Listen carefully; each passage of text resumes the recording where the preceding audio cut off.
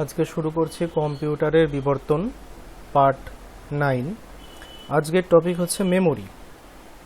Memory মানে storage device, সংরক্ষণ যন্ত্রাংশ। একটা কম্পিউটার তার যে সমস্ত যন্ত্রাংশের দ্বারা তথ্য সংরক্ষণ করতে পারে তাদেরকে বলা হচ্ছে স্টোরেজ ডিভাইস বা মেমোরি।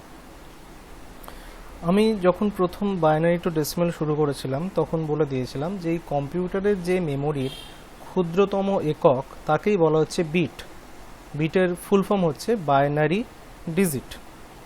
এই বাইনারি ডিজিট বা বিটের অনেকগুলো ভাগ আছে, যেটা আমি পরে লিখে দেব, যেমন বাইট, কিলোবাইট, মেগাবাইট, গিগাবাইট, এরকম ভাগগুলো আছে, সেটা আমি পরে বলে দেব। তার কম্পিউটার যে সমস্ত যন্ত্রাংশের দ্বারা তথ্য সংরক্ষণ করতে পারে তাকেই বলা হচ্ছে স্টোরেজ ডিভাইস বা মেমোরি। এই মেমোরি বিভিন্ন ধরনের হতে পারে, যেমন প্রাইমারি মেমোরি, সেকেন্ডারি মেমোরি। কিছু কিছু বইয়ে ক্যাশ মেমোরি এবং রেজিস্টার থাকে, আবার কিছু কিছু বইয়ে শুধুমাত্র প্রাইমারি মেমোরি এবং সেকেন্ডারি মেমোরি হিসাবেও থাকে। এবার দেখি এর ভাগগুলো। আমরা এখানে প্রাইমারি মেমোরি 4টে ভাগ দেখতে পাচ্ছি, যেমন primary memory, secondary memory, cache memory এবং সিপিইউ রেজিস্টার। প্রাইমারি মেমোরি দুটো ভাগ, একটা হচ্ছে র্যাম আর একটা হচ্ছে রম। সেকেন্ডারি মেমোরি বা secondary memory device, storage device, এটা অনেক ধরনের হতে পারে, যেমন ম্যাগনেটিক টেপ, ম্যাগনেটিক ডিস্ক যেমন হার্ড ডিস্ক বা ফ্লপি ডিস্ককে বলা হয়, অপটিক্যাল ডিস্ক, ফ্ল্যাশ মেমোরি। এগুলো হচ্ছে এক একটা ধরনের কম্পোজিশন। এরকম বিভিন্ন রকম ডিভাইস থাকতে পারে সেই মধ্যে, যেমন ম্যাগনেটিক ফিতা থাকতে পারে, যেমন ম্যাগনেটিক ডিস্ক মানে হচ্ছে ফেরিক অক্সাইড যুক্ত যে ডিস্ক, যেমন ফ্লপি ডিস্ক, হার্ড ডিস্ক হতে পারে। অপটিক্যাল ডিস্কের মধ্যে সিডি, ডিভিডি আসতে পারে, তারপর অপটিক্যাল ডিস্কের মধ্যে ব্লুরেও আসতে পারে। এগুলো হচ্ছে এক এক ধরনের ধরন।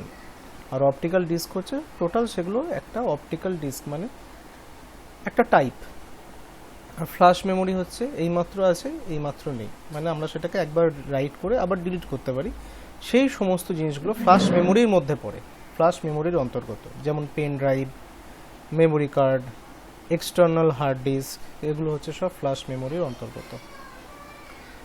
এরপরে আমরা র্যামে আসি।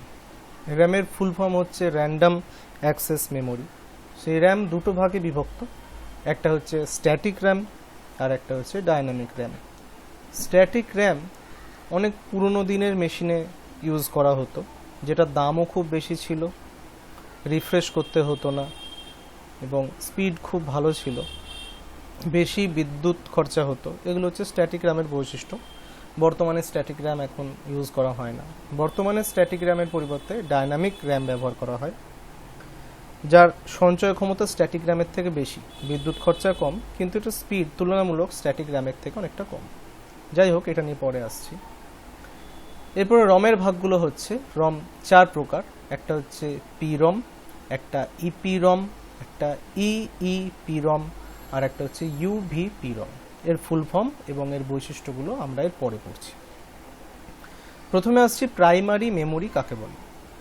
প্রাইমারি মেমোরি হচ্ছে কম্পিউটার সিস্টেমের সিপিইউর সঙ্গে যে সংরক্ষণ যন্ত্রটা ডাইরেক্ট যুক্ত থাকে তাকে প্রাইমারি মেমোরি বলা হচ্ছে।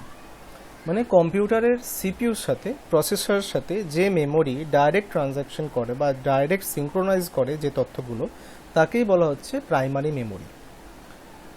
এই প্রাইমারি মেমোরি কম্পিউটারে ইনপুট থেকে কোনো ডেটা বা আউটপুটের কোনো ডেটা নিতে এবং পাঠাতে সাহায্য করে। আমরা যে সমস্ত তথ্যগুলো কম্পিউটারে দিই সেগুলো সবই প্রসেসরে যায় থ্রু প্রাইমারি মেমোরি হয়ে, এবং কম্পিউটার থেকে যে সমস্ত তথ্য আমরা দেখতে পাই, এই মনিটরের মাধ্যমে যে ফলাফলগুলো পাই, সেগুলোও কিন্তু ওই থ্রু র্যাম হয়েই আমরা দেখতে পাই।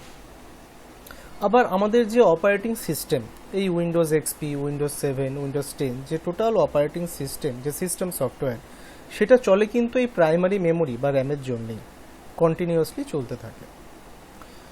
র্যাম হচ্ছে এক ধরনের ভোলাটাইল মেমোরি, মানে উদ্বায়ী মেমোরি। যতক্ষণ আমাদের কম্পিউটার চলে ততক্ষণ কিন্তু র্যামের মধ্যে বা প্রাইমারি মেমোরির মধ্যে কোনো তথ্য সংরক্ষিত থাকে। যখনই আমরা কম্পিউটার বন্ধ করে দিই, র্যামে বা প্রাইমারি মেমোরিতে থাকা তথ্য কিন্তু মুছে যায়।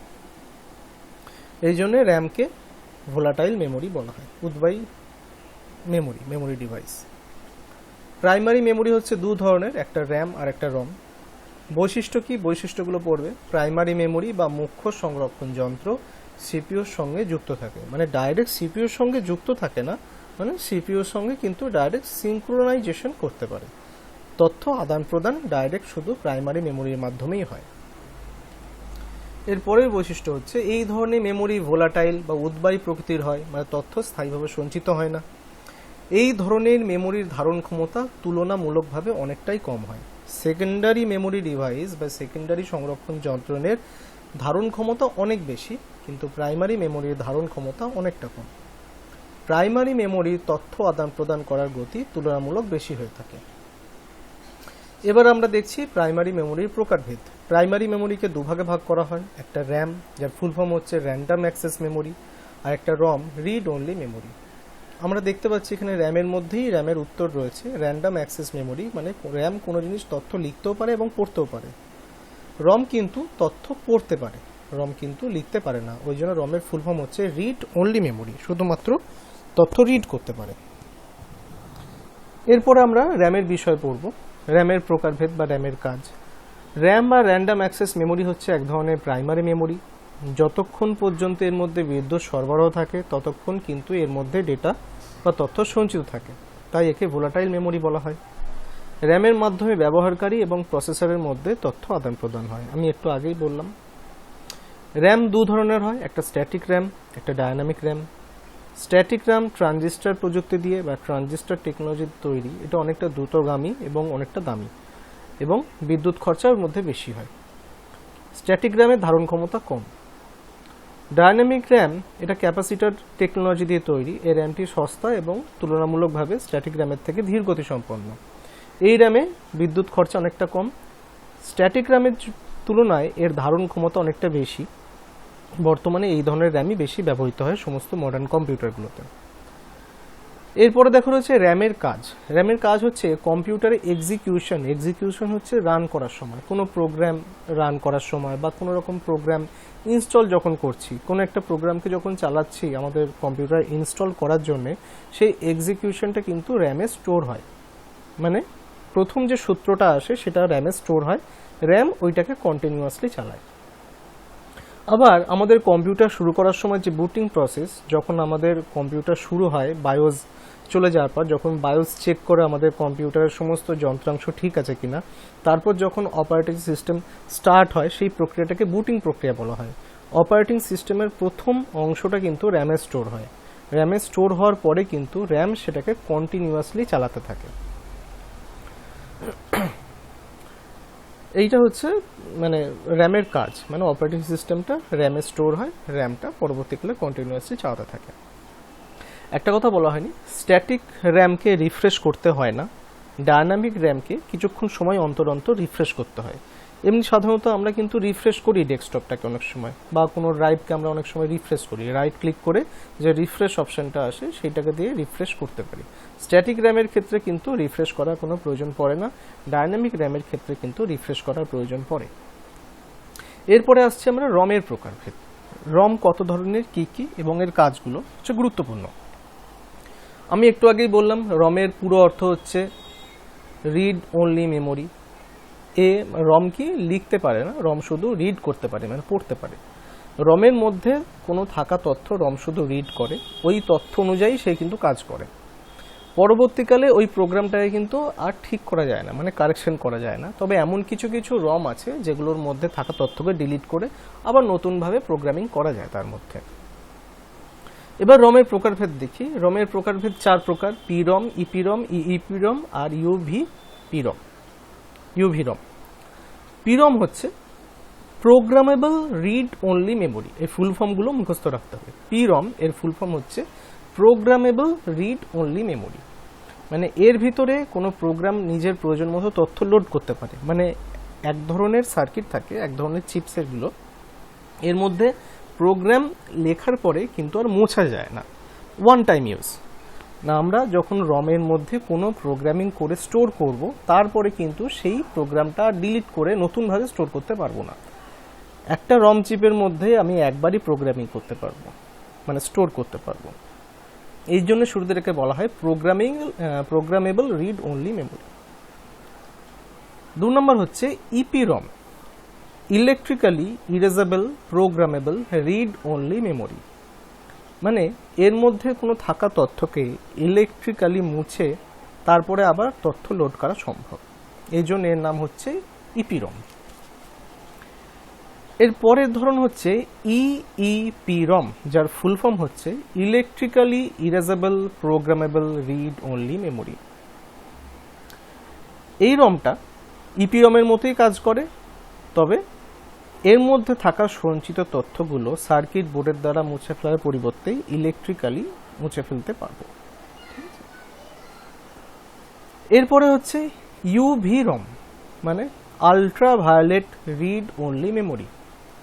এর মধ্যে থাকা কোনো তথ্যকে ইউভি রের সাহায্যে মুছে আবার নতুন করে প্রোগ্রাম ইনস্টল করা যায়, মানে নতুন করে প্রোগ্রাম এর মধ্যে রিড করা যায়, মানে এর মধ্যে লেখা যায় আর কি, প্রোগ্রামটা আবার নতুন করে এর মধ্যে লেখা যায়। এইগুলো হচ্ছে এই রমের প্রকারভেদ। রমের কাজগুলো পড়তে হবে। রমের মধ্যে বেসিক্যালি কিন্তু বায়োস, আমাদের যে বেসিক ইনপুট আউটপুট সিস্টেম, বায়োসের যে প্রোগ্রামিং, সেটা কিন্তু রমের মধ্যেই থাকে। যখন আমরা কোনো কিছু আপডেট করি বা রম যখন আপডেট করা হয় বা বায়োস যখন আপডেট করা হয়, তখন সেটা কিন্তু অটোমেটিক্যালি ওই ইপি রম থাকে, ওই ইপি রমের মধ্যে কিছু কিছু ইলেকট্রিক্যালি সেগুলো মুছে আবার নতুন করে আপডেট ফাইল সেই রমের মধ্যে দেওয়া হয়। তবে সেটা অনলাইনের মাধ্যমেই হয়, বা কোনো সময় কিছু কিছু ইনস্টলেশন ফাইল থাকে যার দ্বারা সেই বায়োস রম চিপগুলোতে আপডেট করা যায়। রমের কাজগুলো পড়বে। রম কম্পিউটার সিস্টেম ও অপারেটিং সিস্টেমকে লোড করতে সাহায্য করে। রম টেস্ট দ্বারা র্যামের কর্মদক্ষতা যাচাই করা যায়। বুটিং বা কম্পিউটার চালু করার সময় ইনপুট আউটপুট ডিভাইস টেস্ট করে। যেহেতু এর মধ্যে বায়োসের প্রোগ্রামটা থাকে, ইনপুট আউটপুট ডিভাইসগুলোকে টেস্ট করতে পারে।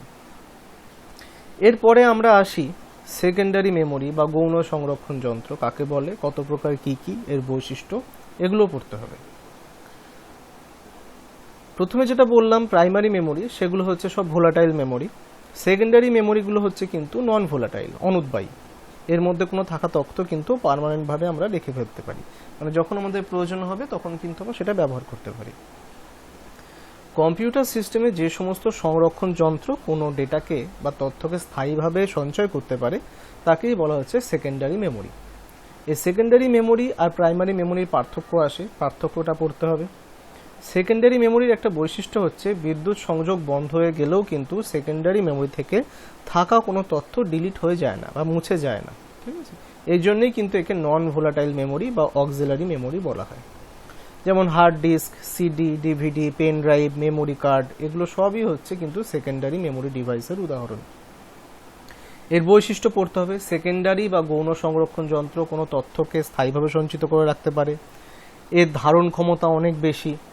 সেকেন্ডারি মেমোরির তথ্য আদান প্রদান করার গতি তুলনামূলক অনেকটা কম হয়। এই ধরনের মেমোরির দাম কিন্তু অনেক কম, অনেক কম ঠিক নয়, অনেকটা বেশিই হতে পারে, র্যামের থেকে তো অনেকটাই বেশি, ঠিক আছে। র্যাম কিন্তু ওই মেগাহার্টসে যেহেতু ওখানে স্পিডটা মেনশন করা হয়। এবার বিভিন্ন ধরনের র্যাম আছে, যেমন প্রথমে ছিল ডিডিআর র্যাম, তারপর হলো DDR2, DDR3, DDR4 র্যাম। বর্তমানে খুব ভালো ভালো কম্পিউটারে DDR5 র্যামও ব্যবহার করা হয়, তবে ওইগুলোর দাম বেশি। সেকেন্ডারি মেমোরির দামও যে কম সেরকম কিছু না। একটা ভালো 3-4 TB ওজনের একটা সাইজে যদি হার্ড ডিস্ক নেওয়া যায় তাহলে তার দামও ভালোই আছে। যাই হোক, এবার প্রকারভেদ হচ্ছে সেকেন্ডারি মেমোরি 3 ভাগে ভাগ করা হয়। Magnetic tape, magnetic disk, optical disk, এগুলো হচ্ছে সেকেন্ডারি মেমোরি ডিভাইসের উদাহরণ। কিছু কিছু বই কিন্তু কম বেশি থাকতে পারে। প্রথমে হচ্ছে চৌম্বক ফিতা বা ম্যাগনেটিক টেপ কি। বর্তমানে ম্যাগনেটিক টেপ এর ব্যবহার উঠেই গেছে, কারণ যখন আমরা টেপ রেকর্ডার বা ভিডিও ক্যাসেট রেকর্ডার বা ভিডিও ক্যাসেট প্লেয়ার যখন আমরা ব্যবহার করতাম তখনই কিন্তু এই ম্যাগনেটিক টেপ ব্যবহার করা হতো, কারণ ওর মধ্যে যে ফিতাগুলো থাকতো সেগুলো চৌম্বক আস্তরণ বা তার মধ্যে ফেরিক অক্সাইড দেওয়া থাকতো। ওর মাধ্যমে কিন্তু ডেটাগুলো ওর মধ্যে স্টোর করা যেত এবং পরে আমরা চালিয়ে দেখতে পারতাম। যেমন ক্যাসেট, VCR বা VCP, এগুলো হচ্ছে চৌম্বক ফিতার এক ধরনের উদাহরণ। বর্তমানে সেটা অবলুপ্ত, আর হয় না, করা যায় না। বৈশিষ্ট্যগুলো পড়বে। চৌম্বকীয় স্পটের উপস্থিতি এবং অনুপস্থিতির দ্বারা চৌম্বক ফিতাতে তথ্য সংরক্ষণ করা যায়। ফিতাতে সংরক্ষিত তথ্য মোছাও যায়, আবার নতুন করে লেখাও যায়। চৌম্বক ফিতায় তুলনামূলকভাবে অনেকটা কম খরচা। সুবিধা, তথ্য সঞ্চয়ের খরচ তুলনামূলক অনেকটা কম। চৌম্বক ফিতাতে অনেকদিন পর্যন্ত তথ্য ধরে রাখা যেত। এর অসুবিধা কি? অসুবিধা হচ্ছে দ্রুতগতির মেশিন বা যন্ত্রের সাহায্যে চৌম্বক ফিতা আদর্শ মাধ্যম নয়, মানে দ্রুতগতির মেশিনে কিন্তু ব্যবহার করা যেত না, বা যেসব মেশিনে এই সমস্ত ক্যাসেট বা ভিডিও ক্যাসেট প্লেয়ার এগুলো দেখা যেত সেগুলো কিন্তু এত স্পিডি ছিল না, এত তাড়াতাড়ি কাজ হতো না। যাই হোক, এটা এখনো বর্তমানে আর পাওয়া যায় না। এরপরে আমরা আসি ম্যাগনেটিক ডিস্ক। এই ম্যাগনেটিক ডিস্ক কিন্তু বর্তমানে এখন ব্যবহার প্রচুর। ম্যাগনেটিক ডিস্ক হচ্ছে ফেরিক অক্সাইডের প্রলেপ দেয় এক ধরনের ধাতব প্লেট। এই ধাতব প্লেটে প্রচুর পরিমাণ তথ্য সংরক্ষণ করা যায়। যেটা শুরু হয়েছিল 40 জিবি থেকে, যখন মোটামুটি একটা কম্পিউটার সবার আয়ত্তের মধ্যে আসে তখন ম্যাগনেটিক ডিস্ক মানে হার্ড ডিস্ক শুরু হয়েছিল 40 জিবি থেকে। বর্তমানে সেটা এখন প্রায় 4 টিবিতে গিয়ে দাঁড়িয়েছে, মানে সংরক্ষণ ক্ষমতা অনেক অনেক গুণ বেড়ে গেছে। বিভিন্ন ধরনের ম্যাগনেটিক ডিস্কের মধ্যে hard disk, floppy disk, pen drive এগুলো অন্যতম। তো পেন ড্রাইভকে এগুলো কেউ কেউ ম্যাগনেটিক ডিস্কের মধ্যেও ফেলে, কেউ কেউ ফ্ল্যাশ মেমোরির মধ্যেও ফেলে। যাই হোক, এরপরে দেখো রয়েছে হার্ড ডিস্ক। হার্ড ডিস্কের গঠন প্রথমে দেখো আমি একটু বলে দিই, এখানে হার্ড ডিস্কের একটা ছবি দেখিয়ে দিই। এটা হচ্ছে একটা হার্ড ডিস্কের উন্মুক্ত অংশ, একটা খোলা অংশ। এর ওপরে কিন্তু হার্ড ডিস্কটা কভার দেওয়া থাকে, যে ওপরের যে কভারটা খুললে এই যন্ত্রাংশগুলো দেখা যায়। হার্ড ডিস্কের যে এইখানে যে একটা প্লেট মতো দেখতে পাচ্ছ, এইটাই হচ্ছে একটা স্টিলের তৈরি, কার্বন স্টিল বলে অনেক সময় এটাকে, অনেকে কার্বন স্টিলও বলে।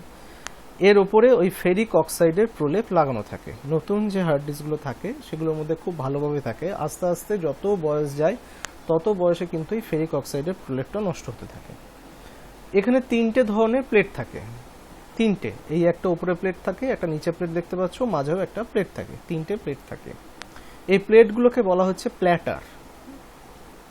মাঝখানে একটা মোটর থাকে, যে মোটরটা এই প্লেটটাকে ঘুরতে সাহায্য করে, সেটাকে বলা হচ্ছে স্পিন্ডল মোটর, যে ঘোরাতে সাহায্য করে। আর এই হার্ড ডিস্ক যে ঘুরছে তার একক হচ্ছে আরপিএম, রোটেশন পার মিনিট। এই কম্পিউটারের হার্ড ডিস্কগুলো 1 মিনিটে 7200 বার ঘোরে। 7200 আরপিএম, রোটেশন পার মিনিট, 1 মিনিটে 7200 বার ঘুরতে পারে। এর সঙ্গে এই যে কাঁটার মতো একটা অংশ দেখছো, ঘড়ির কাঁটার মতো, এটা হচ্ছে রিড রাইট হেড। এই হেডটি এখানেও একটা ছোট অংশ থাকে যার মাধ্যমে এদিক ওদিক মুভ করতে পারে। এই হেডটা একটু অল্প অল্প মুভ করতে পারে। এই মুভমেন্টের সাহায্যে থাকা কোনো তথ্যই কিন্তু রিড করতে পারে এবং রাইটও করতে পারে। হার্ড ডিস্কের মধ্যে কোনো থাকা তথ্যকে এই হেডটা রিড করে এবং রাইট করে। হার্ড ডিস্কের মধ্যে একটা অংশ থাকে যেটা আমরা খালি চোখে দেখতে পাই না, কিন্তু সেই অংশটাকে একটা ভাগে বিভক্ত করা হয়, সেক্টর এবং হচ্ছে ক্লাস্টার এ নিয়ে ভাগ করা হয়। যাই হোক,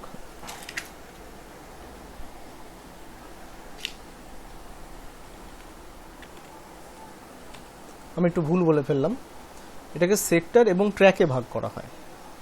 হার্ড ডিস্কের যেই অংশটা থাকে যেখানে কোনো তথ্য রিড এবং রাইট করা হয় সেটাকে ট্র্যাক এবং সেক্টরে ভাগ করা হয়। আমি ভুলবশত সেটাকে ক্লাস্টার বলে ফেলেছি। আচ্ছা, হার্ড ডিস্কের এখন বাকি অংশটা আমরা দেখি। হার্ড ডিস্ক হচ্ছে অধিক ক্ষমতা সম্পন্ন স্থায়ী একটা ম্যাগনেটিক সঞ্চয় মাধ্যম, যে সঞ্চয়ের মাধ্যমের মধ্যে ডেটা বা তথ্য হার্ড ডিস্কের মধ্যেই পার্মানেন্টলি সঞ্চিত থাকে। অপারেটিং সিস্টেম হার্ড ডিস্কের মধ্যেই লোড করা থাকে। এই সিস্টেম যখন চালু করা হয় তখন হার্ড ডিস্ক থেকে অপারেটিং সিস্টেম র্যামের মধ্যে স্টোর হয় এবং বুটিং প্রক্রিয়া শুরু হয়। হার্ড ডিস্কের ধারণ ক্ষমতা অনেকটা বেশি, এখানে 250 জিবি লিখেছে, তা 250 জিবি না 40 জিবি থেকেও হয়, কিন্তু বর্তমানে সেগুলো আর পাওয়া যায় না। 250 জিবি থেকে শুরু করে 4 টিবি বা তার বেশি সাইজেরও পাওয়া যায়। হার্ড ডিস্কের গঠনগুলো পড়বে। ম্যাগনেটিক অক্সাইডের প্রলেপ দেওয়া অনেকগুলি পাতলা শক্ত ধাতু দিয়ে বৃত্তাকার চাকতির সমষ্টি হচ্ছে হার্ড ডিস্ক, যেগুলোকে প্ল্যাটার বলা হয়। এর মধ্যে রিড রাইট হেড থাকে। সুরক্ষার জন্য হার্ড ডিস্কে একটি ধাতব জ্যাকেট মানে বক্সের মধ্যে যুক্ত করা হয়। এগুলো একটু পড়বে। এরপরে রয়েছে ফ্লপি ডিস্ক। ফ্লপি ডিস্কের বিভিন্ন রকম সাইজ আছে, সেই সাইজ অনুসারে তার মেমোরি ক্যাপাসিটি এবং নামটা বোঝা যায়। বর্তমানে ফ্লপি ডিস্ক এখন আর পাওয়া যায় না। ফ্লপি ড্রাইভগুলোও এখন অবলুপ্ত হয়ে গেছে, কেউ আর ইউজও করে না। ফ্লপি ডিস্ক হচ্ছে একটা বহনযোগ্য স্থায়ী মাধ্যম, সেটাও একটা ম্যাগনেটিক অক্সাইড লাগানো একটা অংশ থাকতো। যাই হোক, এই ফ্লপি ডিস্কের আকার হচ্ছে একটা হচ্ছে 5.25 ইঞ্চ আর একটা 3.5 ইঞ্চ। তবে 3.5 ইঞ্চের ফ্লপি কিন্তু কম্পিউটারে বেশি ব্যবহৃত হতো, বর্তমানে আর হয় না। ফ্লপি ডিস্কের ধারণ ক্ষমতা সিঙ্গেল সাইডেড সিঙ্গেল ডেনসিটি, ধারণ ক্ষমতা হচ্ছে 100 কেবি। ডবল সাইডেড ডবল ডেনসিটি তার 5.25 সেটা 2 এমবি। আর 3.5 ইঞ্চের ক্ষেত্রে 1.44 এমবি। এটাই কিন্তু শর্ট কোশ্চেনে পরীক্ষায় আসে যে 5.25 ইঞ্চি ফ্লপি ডিস্কের ধারণ ক্ষমতা কত।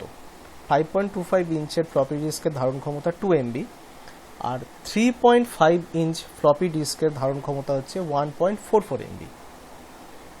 ফ্লপি ডিস্কের অসুবিধাটা খুব গুরুত্বপূর্ণ, দীর্ঘদিন অব্যবহারের ফলে ত্রুটিপূর্ণ হয়ে পড়ে, আবার দীর্ঘদিন ব্যবহারের ফলেও ত্রুটিপূর্ণ হয়ে পড়ে। সঞ্চয় ক্ষমতা খুবই কম, আর বিভিন্ন কম্পিউটার সিস্টেমে অনেকগুলো কম্পিউটার সিস্টেমে ব্যবহৃত হওয়ার ফলে পেন ড্রাইভের মতোই এর মাধ্যমে কিন্তু ভাইরাস ছড়িয়ে পড়তো। এটা হচ্ছে এর অসুবিধা। এরপরে হচ্ছে ফ্ল্যাশ ড্রাইভ। পেন ড্রাইভ প্রথমে আছে। পেন ড্রাইভ আমরা সবাই এখন ব্যবহার করি সহজেই, একটা ছোট অংশ যেটা আমরা পকেটে করে নিয়ে ঘুরতে পারি, বহনযোগ্য। এটা ফ্ল্যাশ মেমোরি। এটা শুরু হয়েছিল মনে হয় 500 এমবি নাহলে 1 জিবি থেকে শুরু হয়েছিল, বর্তমানে এটা 256 জিবি পর্যন্ত পাওয়া যায়। এটি একটি ফ্ল্যাশ মেমোরি যার মাধ্যমে আমরা কিন্তু সহজেই কোনো তথ্য এর মধ্যে লিখে আবার ডিলিট করে আবার নতুন করে ব্যবহার করতে পারি, পুনরায় সেটাকে ব্যবহার করতে পারি। এই ফ্ল্যাশ মেমোরি বা পেন ড্রাইভ বিভিন্ন ধরনের হয়। ইউএসবি 2.0 আছে, ইউএসবি 3.0 আছে, এগুলো স্পিডের উপর নির্ভর করে। তাহলে ফ্ল্যাশ মেমোরির মধ্যে কিন্তু মেমোরি কার্ডও আছে, ঠিক আছে। এরপর হচ্ছে কম্প্যাক্ট ডিস্ক, যেটাকে সিডি বলা হয়। পেন ড্রাইভ এবং হার্ড ডিস্ক ছাড়া অন্য যে যন্ত্রাংশের মাধ্যমে আমরা কম্পিউটারে থাকা কোনো তথ্য পার্মানেন্টলি স্টোর করে রাখতে পারি তাকেই বলা হচ্ছে কম্প্যাক্ট ডিস্ক বা সিডি বা ডিভিডি। এগুলো কোনো একটা ডিভিডি বা সিডির মধ্যে আমরা কোনো তথ্যকে কিন্তু পার্মানেন্টলি স্টোর করে রেখে দিতে পারি। পরবর্তীকালে সেটা যদি আমাদের অনেক বছর পর কাজে লাগে, সেক্ষেত্রে যদি সেই ডিস্কটা ভালো থাকে আমরা কিন্তু সেটাকে পুনরায় ব্যবহার করতে পারি। এই কম্পিউটারের এই কম্প্যাক্ট ডিস্ক বা সিডি বা ডিভিডির মধ্যে মাল্টি সেশন এই বৈশিষ্ট্য থাকায় এর মধ্যে আমরা একাধিকবার রাইট করতে পারি। তাহলে এই সিডি দু ধরনের হতে পারে, একটা সিডিআর যেটা হচ্ছে কম্প্যাক্ট ডিস্ক রেকর্ডেবল, যার মধ্যে হচ্ছে শুধুমাত্র সঞ্চিত তথ্য একবার লিখে ফেললে সেটা পরবর্তীকালে মোছা যায় না, শুধুমাত্র একবারই ইউজ করা যায়। কিন্তু মাল্টি সেশন পদ্ধতিতে আমরা সেখানে একবারের বেশি রাইট করতে পারি, কিন্তু সেটা পার্টে পার্টে, যদি জায়গা থাকে তবেই সেটা কিন্তু আমরা রাইট করতে পারি, কিন্তু এর মধ্যে থাকা তথ্য মোছা যায় না। আর একটা হচ্ছে সিডিআরডব্লিউ কম্প্যাক্ট ডিস্ক রিরাইটেবল, যার মধ্যে একবার লিখে ফেললে সেটাকে মুছে আবার নতুন করে কোনো তথ্য রাইট করা যায়। এই ভ্যারাইটিসগুলো পড়তে হবে। সিডি দু ধরনের হতে পারে, একটা নর্মাল যে সিডিগুলো থাকে সেগুলো 702 এমবির হয়, এর থেকে বেশি 800 এমবি সিডিও পাওয়া যায়। সিডি রমের সুবিধাগুলো পড়তে হবে। সিডি রম দামে খুব সস্তা হয়, সহজেই কেনা যায়, খুব হালকা এবং প্লাস্টিক দিয়ে তৈরি, সহজে বহন করা সম্ভব। চৌম্বক ক্ষেত্রের পরিবর্তে লেজার রে ব্যবহার করা হয়, লেজার রে দিয়ে এর মধ্যে থাকা তথ্য পড়াও যায় এবং লেখাও যায়। এই জন্য তথ্য সহজে নষ্ট হয় না এবং দ্রুত তথ্য পরিবহন করা সম্ভব হয়। সিডি রাইটারের সঞ্চিত কোনো তথ্যকে পড়তে এবং নতুন করে তথ্য সঞ্চয় করতে সাহায্য করে, এটাও সিডি রাইটারের বৈশিষ্ট্য। এরপরে হচ্ছে ডিভিডি। ডিভিডির পুরো অর্থ হচ্ছে ডিজিটাল ভার্সেটাইল ডিস্ক। এই ডিভিডি বা সিডির মতো এটাও এক ধরনের দেখতে, একটু এদিক ওদিক হয়। সিডির ওপরগুলো একটু সাদা রঙের হয়, ডিভিডিগুলো একটু অনেক সময় হলুদ হলুদ দেখতে হয়, কালারটা আলাদা ধরনের থাকে। তাই একই এগুলো লাল রেজারের সাহায্যে এর মধ্যে থাকা তথ্যকে পড়াও যায় এবং লাল রেজারের সাহায্যে এর মধ্যে কোনো তথ্যকে লেখাও যায়। এর ধারণ ক্ষমতা অনুসারে ডিভিডি হচ্ছে দু প্রকার, একটা হচ্ছে 4.7 জিবির সিঙ্গেল লেয়ার আর একটা 8 জিবির হচ্ছে ডুয়াল লেয়ার। এই দু ধরনের ডিভিডি পাওয়া যায়। এরপরে নতুন ধরনের মার্কেট আরেকটা এলো ব্লু রে ডিস্ক। এই ব্লু রে ডিস্ক হচ্ছে ডিভিডির একটা আপগ্রেডেড ভার্সন। সিডি বা ডিভিডি তথ্য রিড করতে বা রাইট করতে লাল রঙের লেজার রে ব্যবহার করা হতো, কিন্তু এই ব্লু রে ডিস্ক তথ্য রিড করা এবং রাইট করার জন্য নীল রঙের লেজার রে ব্যবহার করা হয়, যার জন্যই এর নাম হয়েছে ব্লুরে। এই ব্লুরের যে প্রথম যে ডিসটা আসে সেটার বৈশিষ্ট্য হচ্ছে এটা শুরু থেকেই 25 জিবি। একটা সিডি যেরকম 702 এমবির, একটা ডিভিডি যেরকম 4.7 জিবি, আর একটা সিঙ্গেল লেয়ারের ব্লুরে ডিস্কের ধারণ ক্ষমতা হচ্ছে 25 জিবি। এবং তারপরে ডুয়াল লেয়ার, ট্রিপল লেয়ার তো আছেই। ডুয়াল লেয়ারগুলো 50 জিবি অবধি যেতে পারে, ট্রিপল লেয়ারগুলো 100 জিবি অবধি যেতে পারে। যাই হোক, এই ব্লুরে ডিস্ক দু ধরনের হয়, একটা রেকর্ডেবল আর একটা হচ্ছে রেকর্ডেবল ইরেজেবল। যেগুলো রেকর্ডেবল তার মধ্যে তথ্য একবার লিখে ফেললে তারপরে সেটা মুছে নতুন করে তথ্য লেখা যায় না। আর ব্লুরে ডিস্ক যেগুলো রেকর্ডেবল ইরেজেবল, সেগুলো থাকার একবার তথ্য মানে লিখে ফেললে সেগুলো মুছে আবার নতুন করে তার মধ্যে তথ্য লেখা যায়। এগুলো হচ্ছে ধরনগুলো। এরপর আসছে ক্যাশ মেমোরি। এরা অনেকদিন আগে ক্যাশ মেমোরির কথা বলেছিলাম প্রসেসর যখন পড়িয়েছিলাম। তার ক্যাশ মেমোরি হচ্ছে প্রসেসরের একটা ক্ষুদ্রতম মেমোরি, যেটা খুবই হাই স্পিডই হতে পারে, মানে হয়ও, হতে পারে না, হয়ও একটা ভোলাটাইল প্রকৃতির হয়। কারণ যতক্ষণ কম্পিউটারে পাওয়ার অন থাকে ততক্ষণই তার মধ্যে তথ্য সঞ্চিত থাকে। পরবর্তীকালে যখন আমরা মেশিন বন্ধ করে দিই তখন ক্যাশ মেমোরির মধ্যে থাকা তথ্যগুলোও কিন্তু মুছে যায়। এই ক্যাশ মেমোরি 3 ধরনের হয়। এখানে আমি 2 ধরনের দেখাচ্ছি, 3 ধরনের নেই। ক্যাশ মেমোরি 3 ধরনের, একটা L1, একটা L2, একটা L3। এল কথার অর্থ হচ্ছে লেভেল, লেভেল 1, লেভেল 2, লেভেল 3। এই লেভেল 1 অনেক আগেকার কম্পিউটারের প্রসেসরে ক্যাশ মেমোরিতে পাওয়া যেত, যেগুলো 64 মানে বাইট পর্যন্ত মেমোরি থাকতো। 64 বাইট কি 32 বাইট এরকম মেমোরি থাকতো লেভেল 1 ক্যাশগুলোতে। লেভেল 2 ক্যাশ বা লেভেল 2 ক্যাশে থাকতো আরেকটু বেশি মেমোরি হলো। দেখি পরে পেজে দেখি, একটু বেশি মেমোরি দেখা যেত, এই 128 কেবি মতো কি তার থেকে একটু বেশি, 256 কেবি মতো। তারপরে এলো level 3 cache memory. Level 3 cache memory কিন্তু স্পিডও খুব বেশি, সংরক্ষণ ধারণ ক্ষমতাও বেশি। এটা প্রায় 1 MB থেকে 8 MB পর্যন্ত দেখা গেছে লেভেল 3। এই লেভেল 3 কিন্তু কম্পিউটারের স্পিড অনেকটা বাড়িয়ে দেয়। এরপরে দেখছি আমরা বাস বলতে মানে আমরা সাধারণত বাস বলতে বুঝি যে যানবাহনের দ্বারা আমরা এক জায়গা থেকে আরেক জায়গায় যাই, তাকে সাধারণত আমরা বাস বলে থাকি। যেখানে আমরা অনেকজন একসাথে বসতে পারি তাকে আমরা বাস বলে থাকি। তো যাই হোক, কম্পিউটারের বাস বলতে কিন্তু কোনো যানবাহনকে বোঝানো হয় না। কম্পিউটারের বাস বলতে বোঝানো হয় একটা মাধ্যম, যে মাধ্যমের কম্পিউটারে থাকা কোনো তথ্য বা পাওয়ার, কোনো ডেটা বা কিছু এক জায়গা থেকে আরেক জায়গায় পৌঁছায়, তাকেই বলা হচ্ছে বাস মানে কিসের মাধ্যমে তাহলে এক জায়গা থেকে আরেক জায়গায় পৌঁছাবে? একটা তথ্য কিসের মাধ্যমে পৌঁছাবে? বেসিক্যালি যদি আমরা বুঝতে পারি তাহলে তারের মাধ্যমে পৌঁছাবে। কম্পিউটারের ভাষায় সেই তারগুলোকে বলা হচ্ছে বাস। কম্পিউটারের সিপিইউ ক্যাবিনেটের মধ্যে মাদারবোর্ডের সঙ্গে যে তারগুলো যুক্ত থাকে তাকেই বলা হচ্ছে বাস।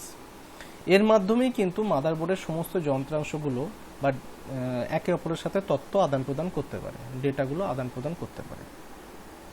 এই বাস বা তার 2 ধরনের হতে পারে, একটা হচ্ছে আভ্যন্তরীণ বাস আর একটা হচ্ছে বাহ্যিক বাস। আভ্যন্তরীণ মানে ইন্টারনাল, বাহ্যিক মানে হচ্ছে এক্সটার্নাল। এখানে ইন্টারনাল বাস 4 ধরনের, একটা ডেটা বাস, একটা অ্যাড্রেস বাস, একটা কন্ট্রোল বাস এবং হচ্ছে একটা পাওয়ার বাস। এখানে আমরা বুঝতেই পারছি তার নাম দেখে যে কে কোন ধরনের তথ্য পরিবহন করতে পারে। আর বাহ্যিক বাস বিভিন্ন ধরনের হতে পারে, আইএসএ বাস, পিসিআই বাস, এজিপি বাস। এগুলো হচ্ছে একটা স্লটের নাম। মাদারবোর্ডের মধ্যে যে সমস্ত স্লটগুলো এক্সট্রা থাকে, যার মধ্যে আমরা গ্রাফিক্স কার্ড, সাউন্ড কার্ড, তারপর হচ্ছে ভিডিও কার্ড, এগুলো আমরা ইনসার্ট করতে পারি, সেগুলোকেই বলা হচ্ছে বাহ্যিক বাস।